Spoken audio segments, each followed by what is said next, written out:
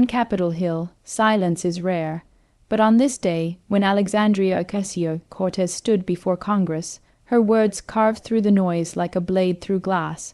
It wasn't just another speech. It was a bold statement, fiery, unapologetic, that left lawmakers stunned, the media scrambling, and millions across the world asking the same question. Has the gun control debate in America just reached its breaking point? Tonight, we dive deep into the moment that shook Congress, and perhaps changed the conversation on gun violence forever. To understand why this moment matters, we need to step back. The United States has lived under the shadow of gun violence for decades. School shootings, mass shootings in churches, concerts, grocery stores, each one followed by thoughts, prayers, and a familiar cycle of political gridlock. But behind those headlines lies a war of ideas. The Second Amendment versus the right to life and safety. Freedom versus fear. Tradition versus change. And in that war, Congress often finds itself paralyzed. Cut to montage of news clips. Parkland, Uvalde, Sandy Hook. Every tragedy adds fuel to the fire, but the question is always the same. When will something change? Enter Alexandria Ocasio-Cortez, the congresswoman from New York, progressive, outspoken, and often controversial, loved by millions, criticized by millions more. She has never been one to bite her tongue, and when she rose to speak on gun control, everyone knew fireworks were coming. The chamber was tense. Republicans stood firm, warning against any attempt to strip Americans of their constitutional rights. Democrats called for action, their voices rising with frustration. NRA loomed over the debate, a powerful presence outside the room, but felt inside every sentence spoken. Then Ocasio-Cortez stepped forward, her tone calm at first, but the words that followed were anything but ordinary.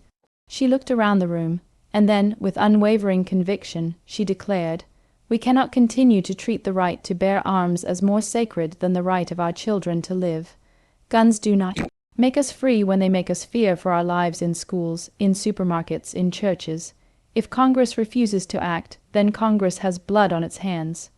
The chamber froze. Some lawmakers applauded, others shook their heads in outrage. Cameras clicked, phones lit up, and within minutes, her words were everywhere, trending on social media, headlining news outlets, inspiring praise and sparking fury.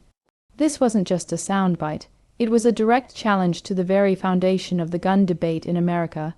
Think about it. For centuries, the Second Amendment has been held up as untouchable, a symbol of liberty, a safeguard against tyranny. But Ocasio-Cortez reframed the conversation, placing life itself as the higher right. Why does this matter? Because history shows us that great political shifts often begin with a moment, a sentence, a challenge that cracks the old narrative wide open.